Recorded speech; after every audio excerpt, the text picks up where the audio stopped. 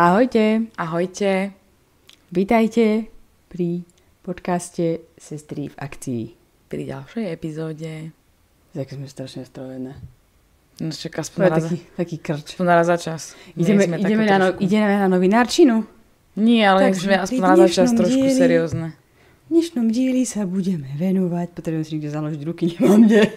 Už som skončila. Už si skončila s novinárčinou. Pri dnešnom dieli sa budeme venovať, neviem, či majú dobre počuť, významu cestovania. Áno. Cestovanie a zážitky. Teraz to polovička ľudí vypne. Prečo? Zrejme jak drbnuté. Ale vieš, halabala chaosy. Vždycky sme také rozhádzané, tak nech to má teraz aspoň hlavu a patu. Dobre, takže teraz sme v prvých 5 sekundách uviedli hneď tému tejto epizódy. Čo sa málo kedy stáva. No a hneď vidíš, hneď ľudia vedia, do čoho idú. Že či to majú vypnúť, alebo majú si robiť poznámky, alebo majú pozerať ďalej. Áno. Odporúčam možnosť C. C je správne. Ja odporúčam B, robte si poznámky. Takže B a C. Áno, dajte tomu aspoň šancu. No a prečo cestovanie, hej? Lebo tak zase leto. To je po prvé. A po druhé... Je najväčšia pravdepodobnosť, že budete cestovať a naozaj najviac ľudí cestuje v lete, lebo dovolenky a decka majú voľno. Áno, a výlety. A celkovo, prečo cestovanie v našom podcaste? Tak kvôli tomu, pretože to má milión dobrých benefitov a tento podcast má byť na pozdvihnutie tela a duše a mentálnej úrovne. Dementálnej úrovne. Takže aj kvôli tomu to sem podľa mňa patrí. No ja tu mám naozaj, že viacero štúdií. Aj štúdií, ale takých tých benefitov cestovania. Ano. Naozaj, že kvôli čomu je to dobre. Nie je to len, že zoberiem si 2 dní. Teda 2 týždne dovolenku a vypadnem z roboty, aby ste mi dali všetci pokoj. Alebo vypadnem z domácnosti od alebo že chcem sa opaľovať a chcem ísť lyžovať a dobre, aj toto je to, ale že cestovanie ako také má svoje benefity. Áno. A vo veľa prípadoch, o čom tu budeme hovoriť, tak sa bavíme aj o cestovaní v rámci tej istej krajiny. Takže nemyslíme tým vždycky, že musíte ísť za hranice. Maledivy, Turecko a Chorvátsko hneď, ale tuto aj môže byť na Slovensku niečo. Áno, kľudne to, že nemusí to byť ani že za hranice, že cestovanie alebo teda výlet sa berie už minimálne, čo tu mám štúdiu, tak už nejakých 120 km od domova. Hej, takže aj to sa berie už ako cestovanie a ako výlet. Bohužiaľ to nie je dostatočne ďaleko na to, aby vás šéf vedel stiahnuť naspäť do roboty. Že sa len toč túto 120 km. No, tak záleží, pokiaľ tam pôjdeš nejakými 6 spojmi alebo na bicykli, tak sa nestiahne len tak do roboty. Vieš? No, hlavne treba ísť vlastným autom. Je to rýchlo. Treba povedať, že nie ide autobus. Že som išla stopom. No, alebo peši, alebo niečo podobné. Lebo naozaj 120 km je naozaj že blízko. Keď si zoberieš, že niekde cestuješ proste pomaly 2 dní. Dobre, ale aby sa tu zase nerozmohol taký nešvár, že ľudia budú hovoriť, že na to nemajú peniaze, že nie každý má peniaze chodiť do zahraničia. 120 km akože dáte aj peši. Hej? Máte to aj s vlakom, regiojetom, low cost triedou, to je za 9,90 do Bratislavy zo Žiliny, alebo teraz zo Žiliny do Bratislavy. Nemáš to naštudované? Mám to naštudované, takže a je to vyššie 120 km, takže pokiaľ ste z Nitry, tak vám je to k prdu, ale pokiaľ by ste boli na tejto linke niekde, tak viete za 10 eur prejsť tých viac ako 120 km. Takže dá sa aj v nízkom budžete, v nízkom rozpočte niečo, čo to pocestovať. Takže není to len o cestovaní ako takom, že musíte ísť teraz do Ázie, alebo do Afriky, alebo do Austrálie. Tam aj tak väčšina ľudí nemá na to nervy, aby si bavila tie víza a peniaze. Čo samozrejme môžete, ale cestovanie už od 120 km. To vyzerá, keby ste si kupovali nejaké lacné letenky. Alebo nejaké požičanie aut. Už od 120 km. Tak ja si myslím, že aj napriek tomu, že sme každá hľadali zvlášť, tak budeme mať rovnaké benefity. Tak ideme to skúsiť, že na striedačku nejak. No veď halabala, dáme tomu nejaký rozmer. Dobre, takže ja mám ako prvé osobný rast a seba poznávanie. Čiže cestovanie vám umožňuje vystúpiť zo svojej komfortnej zóny, čo je jeden z najlepších spôsobov, ako podporiť osobný rast. Keď ste v neznámom prostredí, často čelíte výzve, prispôsobiť sa, riešiť problémy a robiť rozhodnutia, s ktorými by ste sa doma bežne nestretli. Tieto situácie môžu viesť k sebapoznávaniu, keďže sa dozviete viac o svojich silných a slabých stránkach, preferenciách a hraniciach. Hej, príkladom je navigácia v cudzom meste a vy neviete ten cudzí jazyk. A teraz poraď si. No, hneď prvé, čo by som tam povedala, to nie je, že dáva ti možnosť vystúpiť zo svojej komfortnej zóny, ale to ťa doslova chytia, hodí ťa to tak ďaleko z tvojej komfortnej zóny, že zrazu proste panika, stres, level 1 000 000.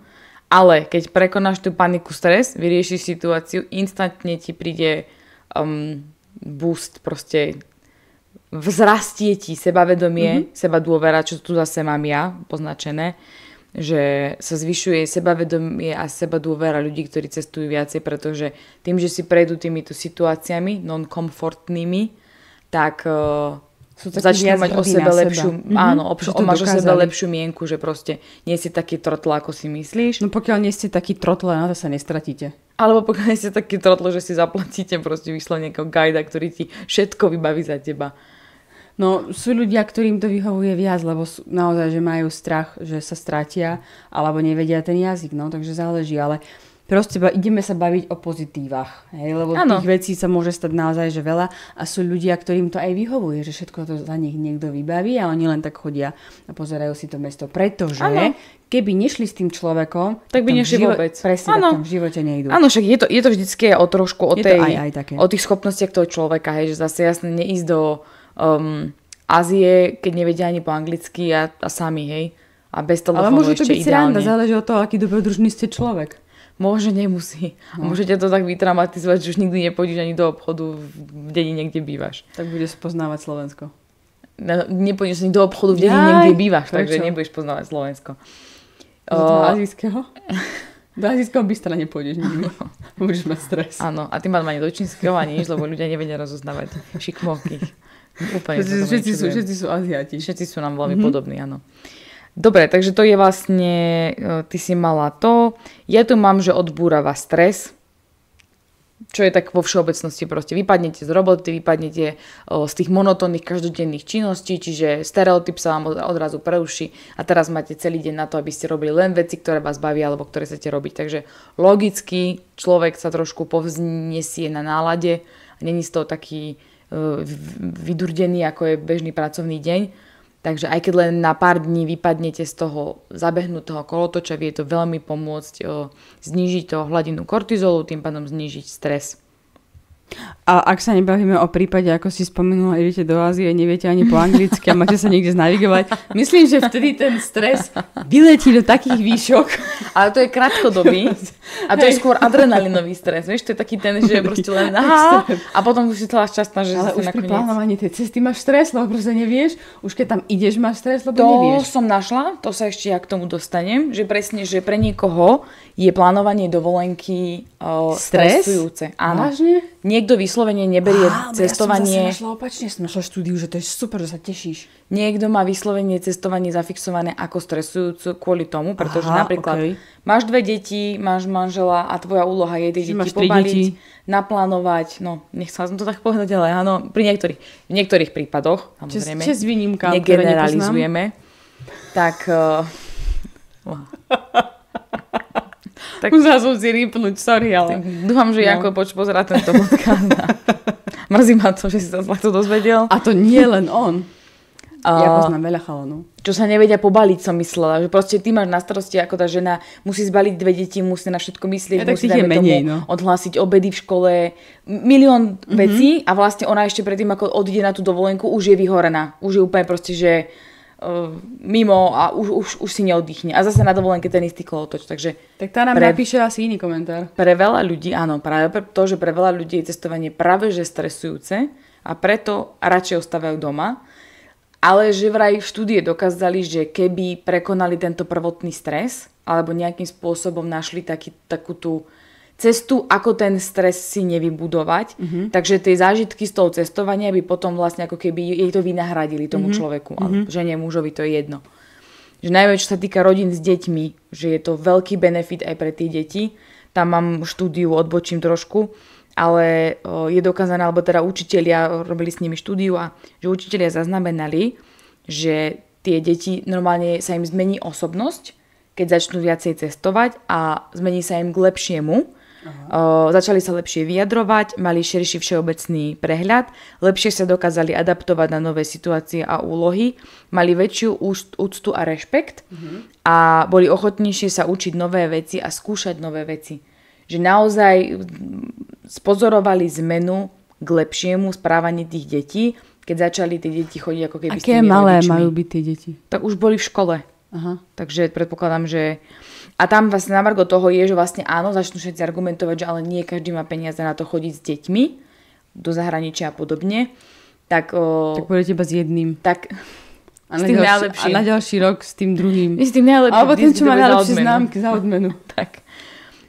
Na to vlastne zase bol argument, že nemusíte s tými deťmi chodiť do zahraničia, že na to, aby deti vlastne mali takýto zlepšený, jak to mám povedať, schopnosti, zmenu, no proste áno, že aby to išlo k lepšiemu, tak sa počítajú aj návštevy múzeí, návštevy všelijakých zoologických, galérie, okolie, hrady, zámky, proste jazera, vyslovene výlety po okolí s nimi, že naozaj, že nemusí to byť len destinácia mimo Slovenska, alebo teda, exotika. Áno, alebo vyslovene, že dovolenka.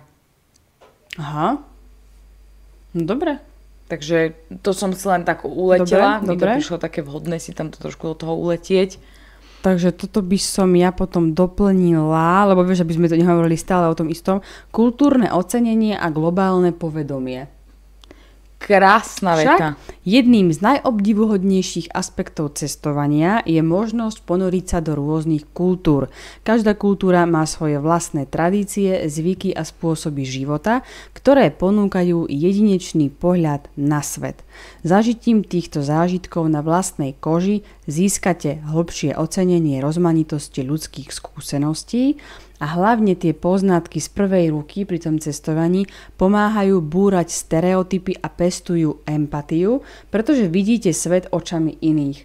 A toto by som naozaj potvrdila, pretože tí ľudia, ktorí moc necestujú, teraz budem hnusná, bývajú takí zadubení. Že nevedia si pospájať to, že to u nás toto je normálne a že u nás sa to takto robí. Svet je veľký a v každej krajine sa že môžu, ale proste sa naozaj vyskytujú odlišnosti. A naozaj cestovaní ľudia sú empatickejší a naozaj taký prispôsobivejší ja by a chápu. som toto aj povedala by som, že môže byť, nemám na to nemusí. štúdiu. Nie, lebo teraz si zober, že za mňa človek, ktorý je zadubený na Slovensku, bude zadubený v Taliansku, v Afrike, na Antarktíde, v nebi. Ten človek by bol reálne... V tom zlom zadubený, myslíš? Áno. Že človek proste, ktorý nevie povedať nič dobrého na Slovensko a všetko tu je na hovno a všetko tu je zlé, tak rovnako všetko zlé bude v Taliansku, pretože sú moc, ja neviem, moc gestikulujú. Alebo naopak. Všetci ostatní to budú mať lepšie ako ja doma. Áno, to je to, že podľa mňa to záleží od toho, aká si osobnosť. Že to, že niekto môže sa stať, že tu si iná, hej, a potom zrazu začneš cestovať a teraz sa ti tie obzory zmenia, že podľa mňa to skôr záleží dosť myslím. aj od, ale záleží to od typu osobnosti, že záleží to od typu osobnosti, že aký si a či si dovolíš prijať aj nejaký iný názor, prijať aj niečo iné, hej, že zase není to úplne všeobecný návod, neexistuje vec, ktorá by bola platná na všetkých ľudí a pri všetkých ľuďoch by platila rovnako. Takže to, čo niekomu môže spôsobiť radosť, že si povie, že aha, teraz som bola v Indii a videla som, ako tam fungujú, teraz som bola v Ázii, videla som, ako tam fungujú tí ľudia, v Amerike vidím, ako fungujú a načerpáš si z toho, že tie skúsenosti, tak sú ľudia, ktorí proste prídu do Indie, je tam smrad a špina, prídu do Ázie, všetci sú tam divní a žerú blbosti. No, bavíme sa o tej väčšine, hej, proste vždy sa nájde niekto, kto sa bude proste vymýkať tomu, ale bavíme sa o tej väčšine, veď prečo aj väčšina ľudí proste, keď povieš, aký je váš sen, alebo čo by ste chceli robiť, aké je vaše hobby, cestovať. Hej, ale nie cestovať, že musí to byť hneď, že... Ale najlepšie je to, pre každého znamená cestovať niečo iné. To môže byť aj také, že budeš na pláži, alebo môžeš ísť aj na turistiku. Hej, môžeš ísť niekde do hôr, môžeš ísť objavovať nejaké Niektorí majú napríklad, to sa mi veľmi páči, že niekto si dá taký cieľ, že prejde všetky hrady a zámky na Slovensku. To je super. A to je tiež mega cestovanie. Áno. To je práve to, čo by tu bolo dobre možno zdôrazniť, že bavíme sa o všetkých formách cestovania. To znamená, že keď tu povieme, že spoznávať nové kultúry a vy zrovna ste človek, ktorý nemá moc rád ľudí, nerád komunikuje, nie je taký proste spoločenský a nie je to jeho šálka kávy, že aby teraz som ja obchádzala všetky krajiny a budem sa s každým rozprávať a budem sa ho pýtať. Proste keď to nie je moja šálka kávy, nebudem to robiť, nebudem sa do toho nútiť. Strašne sa bavím, že si to len tak by the way spomenula, lebo ja tu mám, že budovanie vzťahov a sociálnych väzieb. To asi preskočíme. To tam mám aj ja, ale... Lebo proste, keď sa fakt s niekým nechceš baviť, tak v dnešnej dobe je to úplne najjednoduchšie. Nemusím sa nikoho pýtať na cestu. Proste mám dáta, Google, navigačku. V dnešnej dobe máš AI, či to pomôže, ty sa nemusíš s nikým rozprávať, hej. A v niektorých hoteloch proste už aj pomaly zautomatizovať, že ani recepčné tam nie sú, hej. Že vôbec sa nemusíš s nikým stretávať. Ale vyslovene, že ani nemusíš, niekto ide za tými skúsenostiami, že niekto vyslovene vyhľadáva to, že našiel som teraz domorodca, hej, proste ak tam povedať native človeka. Našinca. Áno, tuzemca, našinca. No proste toho človeka, že v tej krajine žije. Chápeme sa. A idem sa s ním porozprávať a idem ho pozvať na kávu a pod na pivo, lebo mňa to hrozne zaujíma, ako sa tu žije. Niektorí ľudí to fakt zabaví. Áno, a toto je to, že ale niektorí vyslovene by radšej proste naplánovali si trip, že prídu tam, v tichu pôjdu niekde na túru, vyškrebu sa na najvyššiu horu a pôjdu domov. Na poslednej dovolenke, čo som bola s kamoškou, tak úplne hnusne sme sa doslova tvárili, že nerozumieme po slovensky, keď sme počuli slovenčinu. Ja som tak strašne nechcela sa rozprávať so Slovákmi, tak sme iba hlavy dole a tvárili sme sa, že nerozumieme a rozprávali sme sa po anglicky. Napríklad, že proste občas máš takú náladu, že na tejto dovolenke sa proste nechceš zgrupovať so svojimi ľuďmi zo Slovenska a chceš proste zažiť tú inú kultúru, hej? Alebo sa nechceš zgrupovať vôbec s nikým. No ja som skôr myslela to, že nechceš zažívať tú kultúru, že nezaujíma proste to, ako tam tí ľudia žijú, nechceš sa tam proste presťahovať, nemáš tú potrebu vedieť. Prečo? Ale tým, že si v zahraničí, tak moc sa tomu nevyhneš, lebo ja čo mám skúsenosti, tak v zahraničí sú všade veľmi družní ľudia a furt sa ti chcú prihovárať. Hej, takže... To podľa mňa máš aj, keby si sa opýtala zahraničných tu na Slovensku. No, celkovo ľudia sú hrozne vravím, družní. že keď ideš do zahraničia a to ide Slovák, ide do Česka, už sú tam všetci družní. Takže ono by to malo byť ako pozitívum, ale pre niektorých ľudí je to veľké negatívum. Proste ma nehaj, ja tuto si chcem svoje s mobilom nájsť a prejsť. Ale je to, berieme väčšinovo. Hej, väčšinovo tí ľudia z toho majú naozaj takéto plus, čo ti môže cestovanie priniesť. Tak. Dobre, ideme asi ďalej. Presne mám tu isté, že vyskúšať nové veci a spoznať nových ľudí, takže pre niekoho to je veľká motivácia. Mám väčšinu ľudí, že majú kamošov a potom si píšu celý život a znova sa navštevujú a tak. A niektorí proste ma nehaj, tu som v rezorte a daj mi pokoj na 2 týždne. Áno. Ďalšie tu mám ja, že podporujem mozog a kreativitu, čo veľmi súvisí s tým, ako sme sa bavili. Náhodou vypadne ti internet alebo ukáže ti cestu, ktorá neexistuje a teraz musíš zapojiť, musíš rozmýšľať, hej, kde, čo, ako. Rešteka, do ktorej si chcela ísť, tak je dneska zavretá, musíš pozerať nejakú inú. Niekto napríklad nevie po anglicky, musí sa vynájsť homodomo, dorozumieť sa rukami, hej, opýtať sa. Takže stále sa dostávaš do tých situácií mimo tej komfortnej zóny. To si myslím, že je vlastne asi gro toho cestovania. Že pokiaľ nejdeš na trip, ktorý je od A po Z každú minútu naplánovaný, tak pri cestovaní sa určite... Áno, tak pri cestovaní sa určite dostaneš do milión situácií, kde si mimo svojej komfortnej zóny, proste do ktorých by si sa za bežných okolností nedostala. A to je asi to gro, ktoré najviac buduje tú osobnosť toho človeka. Pretože keď si preskačeš tieto veci, preto už aj tí ľudia potom, ktorí poprechádzajú také tie naozaj cestovateľské, ale myslím dovolenky, že zoberú si ruksak a teraz 2 mesiace trajdajú kade si po Afrike alebo proste neviem kde. Tak prejdeš Šregom v Latinskú Ameriku. Ty už pozažívali také veci, že si myslím, že musia mať sebavedomie úplne v rovine, sebahodnotu, tí vedia proste čo ich prekvapí, čo ich neprekvapí. Takže musí to byť veľmi dobrý pocit, ale samozrejme nie každý to potrebuje. Niekto potrebuje vyslovene dovolenku, aby si oddychol, aby vypol od pozornosti. Ja mám presne bod, pri ktorom ja neviem, či to Podľa mňa to bude platiť pre všetkých, pokiaľ vašim povolaním nie je, že ste cestovateľ zo zamestnania. Prestávka od rutiny. Rutina nám môže poskytnúť stabilitu, ale môže tiež viesť k stagnácii a vyhoreniu, ak nie je vyvážená novými zážitkami.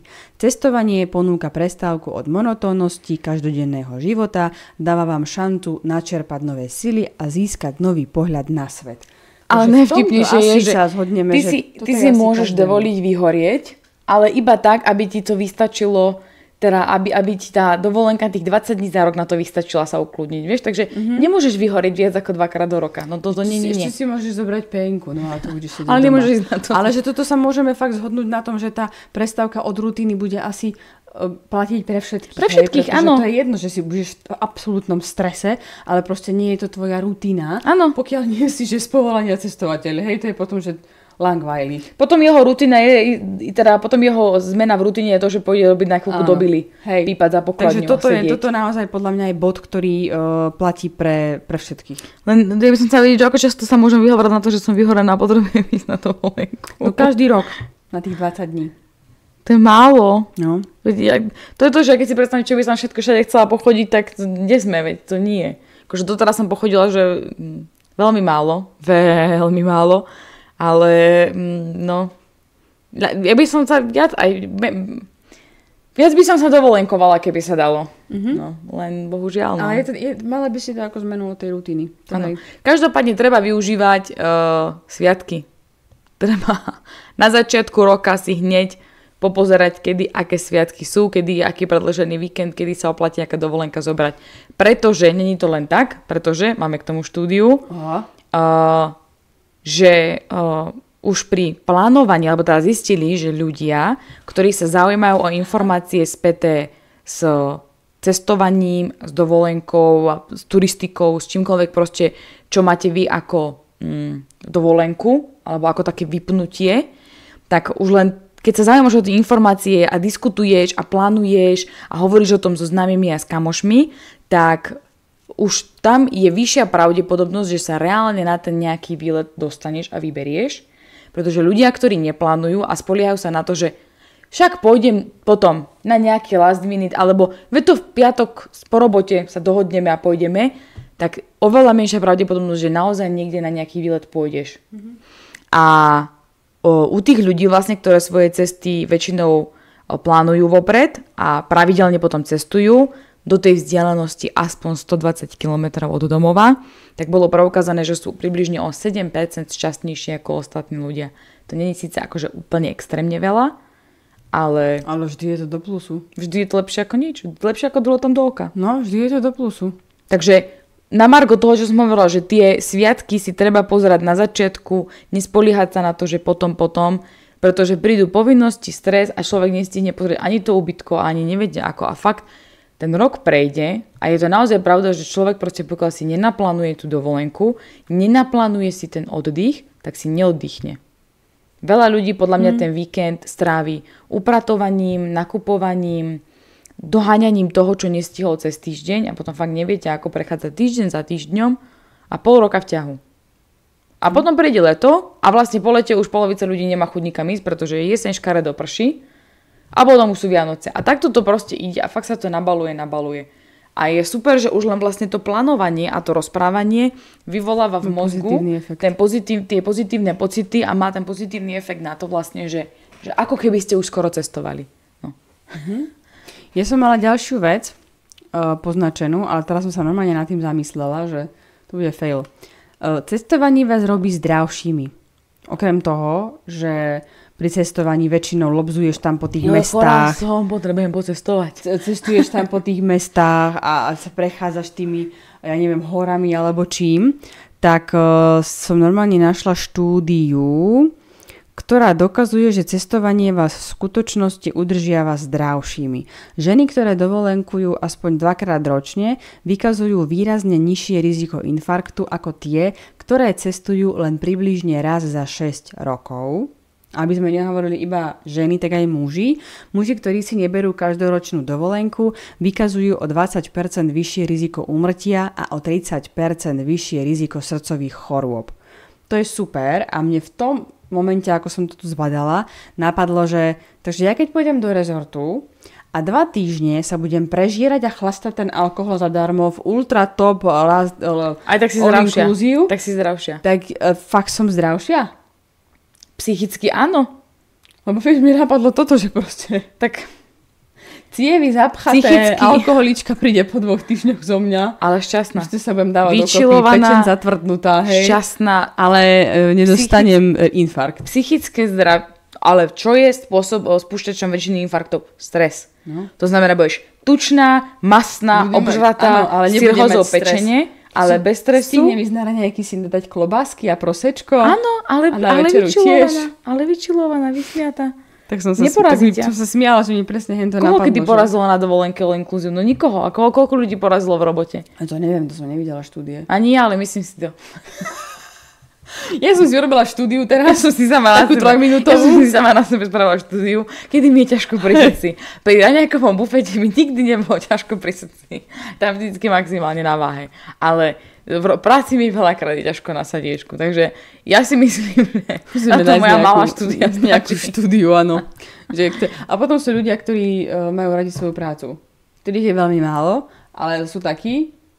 No. Alebo sú ľudia, ktorí proste nechodia na dovolenku. Dobre, a aký máš ďalší pozitívum? Ďalšie pozitívum mám, že cestovanie s blízkymi pomáha naplniť naše potreby lásky a spolupatričnosti. Za mňa je pravda to, že cestovanie odhalí, aký máš vzťah. Pretože, a to tým myslím, také to trampoidné cestovanie skôr. Nie, že keď ideš a chlap ti zaplatí all-inclusive 5-hviezdičkovú dovolenku, kde ste fakt vyložené nohy a nič nerobíte. Hej, tam sa nemá čo prejaviť. Možno aj tam sa prejaví. Ale tam sa má čo prejaviť, podľa mňa tiež. Menšia pravdepodobnosť, ako keď idete spolu proste do stanu, kempovať niekde do kempu, ja neviem, do Čiech, hej, ku rybníku. Tam podľa mňa zistíš, či naozaj ste si kompatibilní. Prečo tebe napadol rybník v Česku, to akože fakt nechápem. No pretože keď poviem polovici babám, že pre mňa je kúpanie v lete aj proste ísť do váhu sa okúpať, tak sa na mňa divajú, že či mi úplne hrabe. Že proste pokiaľ to není kryštálovo čisté more, kde si v Thajsku, tak oni by tam nohu nevložili, hej. A ja proste pre mňa akákoľvek mláka, do ktorej sa dá vojsť a je vyššie pása, kúpem sa. A je mi jedno, koľko má stupňov. Napríklad veľa ľudí sa neokúpe na Kanárskych ostrovoch, pretože oceán je studený. Kieľko sa mi dá. Oceán je studený a nikdy nevieš, čo v tom oceáne je. Dobre, sú tam žraloky, ok, to beriem. Ale keď si 3 metre od brehu, tak tam akože ten žralok...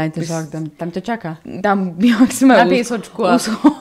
Čaká, kedy prídeš. A tak by som asi videla trošku. Asi by sa horšie zamaskoval. Nie, on je pri piesku, je schovaný. Baby shark. Hej. Zakopal sa. Zapichol do piesku, aby si to nevidel, že to je delfín. Čiže vlastne na chrbte. No. A to je najhoršie. No. Áno, takže ja som sa kúpala ešte aj tam. Hej, takže preto som práve just takúto vec vyťahla, že málo kto to berie. Mne presne napadlo, tí vystresovaní rodičia s deťmi, že ti povedia, že dovolenka s deťmi nie je dovolenka. Naozaj, s malými deťmi myslím. Nie so 16-ročnými. To môžem mať v páži, lebo tí ťa nenávidia. Ale proste, to tiež neviem, či si povedala dobrý vek. Čo? So 16-ročnými. No, ty nepôjdu na dovolenku s rodičmi. No a čaká, keď nemôžeš ich nechať doma, keď ich zoberieš, tak to budeš mať ešte väčšie peklo ako s tými deťmi. Lebo tie deti aspoň hodíš do nejakej, vieš, do nejakého toho nafúkovadla, kde si ju priviažeš a sa tam bude ráchať. Takže sranda, že si našla takéto pozitívum. Áno, ale zase keď sa nájdete dvaja naozaj, že ľudia, čo sú kompatibilní a keď dokážeš tí deti, respektíve keď sú na to zvyknuté a keď s nimi chodíš častejšie, tak ten čas naozaj to, že tí rodičia konečne majú full čas celý deň sa venovať tým deťom, takže vraj pre tie deti je to nenahraditeľný čas a že je to extrémne dobre na emócie a na vývin toho, že proste ako si oni potom budú budovať vzťahy. Takže z tohto pohľadu. Aha. A učíš sa zároveň aj to, kompromisy robiť, jak bývate niekde zase. Poviem to zase tak, ak bývate niekde v stane alebo v kempe a ste tam 4, tak všetky smrdia nohy. No, tak sa musíš proste naučiť to akceptovať, že aj takýto je niekedy život. No, ja tu mám ďalšie pozitívum, čo si spomenula učenie a vzdelávanie. Cestovanie je samo o sebe vzdelávaním. Každá destinácia má svoju vlastnú históriu, umenie, architektúru a tradície. Návštevou múzeí, historických miest a kultúrnych pamiatok môžete získať hlbšie pochopenie bohatého svetového dedičstva. Okrem toho vás cestovanie zoznámi s novými jazykmi, jedlami a spôsobmi myslenia. No, tí jedlá. No, ja by som sa bála niekde proste len tak skúšať tie jedla. Ja obdivujem ľudí, ktorí proste čokoľvek vyskúšajú, že oni tam prídu a ja tam ugriluje cvrčka alebo niečo s tým spraví. On to zje. Čo ugriluje cvrčka? Proste veľa ľudí ani nevedie, čo to je. On to zjedia. Skúsim. A potom im povedia, že tak teraz si zjedla, ja neviem, pštrosie oko. Ale fajné. Jaké dobré, vieš? No, toto, že... Veľký rešpekt pre mňa. Naozaj je to učenie a vzdelávanie sa. Súhlasím, tieto nové jazyky. Ja mám veľmi rada, keď rozumiem tej reči, kam idem. Preto Ázia akože pre mňa je horor. Tam proste čisto iba angličtina. Bohužiaľ. A to je taká tá čengliština. Múzea, to ma nebaví. To to ja zase, hej. A ja som mala ten chorý typ človeka. Všetci ho nenávidia. Presne. Mňa všetci nenávidia, pretože ja reálne, keď je v múzeu napísané, že predpokladaná doba prehliadky 4 hodiny, tak u mňa je to 6. Dvojnásobok. Pretože reálne, ja už keď do nejakého múzea idem... Už som si zaplatila, takže to všetko prečítam. Áno, som si zaplatila za každú cedulku. Pôjdem každá cedulka. Ráno nejako otvoria 5 minút a budú ťa vyhadzovať, že vypadnite.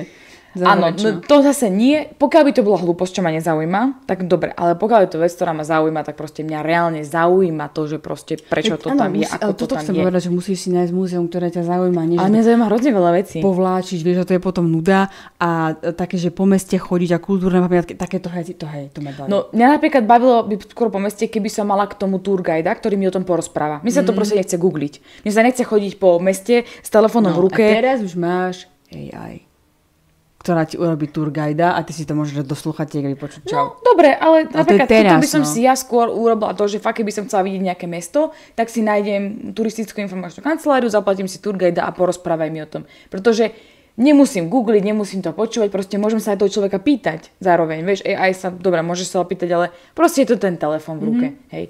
Za mňa by to bolo proste takto lepšie. Zase, je to ale o tom, ako ktorý človek. Niekto je vyslovene dom, hej, čo tam, dom, na meste, nejaké múzeum, vieš. A potom sú ľudia, ktorí sa budú rozplývať pol hodiny pred jedným domom na tom, ako má nejakú fasádu, hej, takže sú aj takí. To sú takí čajní, ani si nevšimnú, tento bod pozitívny úplne viem, na koho sa absolútne totálne nevzťahuje a kto proste tom úplne vymýka teraz z môjho okolia. Ja to mám potom už asi len také, čo by som dala dokopy, pretože vlastne všetko... viacerých, no. Všetko sa to týka toho, že vypadneš z tých zabehnutých kolají. Pretože mám tu, že zlepšuje psychickú odolnosť, znižuje riziko vzniku depresie, a podporuje všímavosť a pozornosť. Tým, že nemáš každodennú tú rutinu, idem do auta, do roboty, bla bla bla, tak tým, že máš ten deň zrazu voľný a pozeráš sa okolo seba, zrazu proste si v inom meste, alebo ideš niekde vlakom, tak pozoruješ tú krajinu okolo seba, tak si v tom prítomnom okamihu. Že nemusíš myslieť na to, že ten e-mail som poslala včera a dobre som ho poslala, bola tam príloha. V tú chvíľu na to ani nemyslíš, pretože vnímaš všetko možné okolo toho. Pokiaľ sa ti to dá, lebo sú zase aj ľudia, aj to som tam čítala štúdiu, že neviem, či 60% ľudí nedokáže na dovolenke vypnúť a proste stále rozmýšľa nad tým, čo sa deje v robote, čo sa tam môže udiať a čo všetko vlastne bude treba dorobiť, keď prídu. Takže veľké percento ľudí má problém s tým vypnúť na dovolenke. Takže treba aj to zobrať v potaz. A ani ten ultra all inclusive, neviem čo. No práve, že podľa mňa to ti ešte viacej uškodí, pretože sa nudíš. Pokiaľ sa tam nevieš zabaviť, tak sa nudíš. Čo mi príde vtipné, že zlepšuje psychickú odolnosť, pretože si viem reálne predstaviť, ako proste keď ideš niekde. To áno. Tak a vidť vlastne naša dovolenka, kde sme mali naplánované, že pôjdeme pekne autobusom z bodu A do bodu B, respektíve vlakom z bodu A do bodu B, kde vlak sa po hodine jazdy pokazil, išli sme jedným autobusom, druhým autobusom, tretím a potom hodný kus ešte peši. Takže tam si ale s odstupom času sranda bola. Pre mňa to bolo sranda aj vtedy. Pretože ja som typ človeka, ktorý sa 2 minútach, čo proste si povie, že prečo ja, tak sa začne na tom proste smiať. Pretože čo iné ti ostáva, hej. Takže aj toto vie podľa mňa veľmi pekne človeka vytrénovať, aby neriešil s horkou hlavou a s nervami každú situáciu, ktorá sa stane. Že proste sa niečo vyvrbí a hneď do vývrtiek a všetko je na hovno, všetko je na prda. A úplne vidím takého toho panačika z toho v hlave. Ten angry, čo tam bol, čo sa nasieral. To bol taký top príklad pre mňa. To si úplne predstaviť, že taký človek cestuje proste. Vieš, príde, že meška mi vlak. No. Není ešte izba hotová. A úplne všetko je na hovno. A možno to tak je na začiatku a urobí to 5-6 krát. Áno. Potom zistí, že vlastne sa nič nedeje. Áno. Že z vlak príde ďalší. Nič sa proste nedeje. To, že si vytrenuješ tú psychiku, no. No a na záver by som len zacitovala pána Christophera Ryana z knihy Civilizovaný k smrti, ktorý hovorí, nie je pre nás prirodzené byť taký sedavý. Cestovanie máme v génoch. Väčšinu času, čo náš druh existuje, sme žili ako kočovní lovci a zberači, ktorí sa pohybovali v malých skupinách po 150 alebo menej ľudí. Takže teraz už malá skupina, nestačí skupina 5 ľudí. No, čiže teraz už vlastne nemusíme proste kočovať kvôli jedlu, nemusíme kočovať kvôli potrave, že ideš niekoho uloviť, ale proste, že od jak živá nie sme naučení na to, že proste narodíš sa v jednom meste a proste tam aj zomrieš. Hej, že to cestovanie proste tak trošku máme v génoch, aj napriek tomu, že to nemusí byť presne ako vravíme celý čas. Niektorí ľudia proste nepôjdu do zahraničia, ale Československo bohate stačí. Áno. Mňa napríklad zarážajú Polsko, ľudia, Maďarsko, tu si to môžete takto obchádzať. Kopa ľudí, ktorá má precestovaný celý svet a spýtam sa tuto za kopečkom, že či bol pozrieť taký a taký hrad a on, že nie. No. Alebo ani nevedia. Takže toť pán Christopher Ryan, môžete si prečítať knižku Civilizovaný k smrti. A ja mám ešte na záver odporúčanie, že ako keby bola taká štúdia, že či existuje ideálny počet dní, ktorý by mal mať dovolenka, hej, že ako dlho by mala trvať dovolenka. Tak prišli na to, že vraj áno, že vraj existuje ideálny počet dní a je to medzi 8 až 13 dňami. 13 berem. A to z toho dôvodu, že 7 dní je že veľmi krátko a väčšina ľudí si za to obdobie nestihne oddychnúť a už sa hneď musí vrátiť do pracovných povinností. Že proste nie je to naozaj dostatočný čas na to, aby človek vypol. A 14-dňová dovolenka asi nemyslia takú tu, kde proste si 14 dní na tom istom mieste v rezorte. Pretože tam uviedli, že plánovať 14-dňovú dovolenku je náročné. Predtým vlastne tá energetická náročnosť toho, kým to objednáš všetko, hej, že kde chceš ísť, čo chceš popozerať. Takže vlastne ten človek sa viacej vyčerpá, ako potom reálne si tú dovolenku užije. Takže preto medzi 8 a 13 dňami, že vraj je to ideálna dĺžka. Takže ak ste neabsolvovali tento rok dovolenku, ale ešte len plánujete niekedy na jeseň, tak 8 až 13 dní. Tak. Nech sa páči. A kalendárnych, nie pracovných. Kalendárnych. To bol iný fail. No dobre, takže kalendárnych. No hádam sa teda niečo poučili z dnešnej epizódy. Inšpirovali, že prečo cestovať. A ešte veľkým benefitom, alebo respektíve čo som čítala k tomu, všetky tie štúdie hovoria o tom, že veľa ľudí si povie, že no teraz keď pôjdem na víkend niekde trestnem, hej, na zámok sa pozrieť, alebo proste niekde na nejaký predĺžený víkend, tak vyhodím 400 eur do vzduchu a čo z toho mám? Tak je dokázané, že keď vyhodíte 400 eur za materiálnu vec, tak to šťastie a ten pocit naplnenia trvá kratšie ako z toho výletu.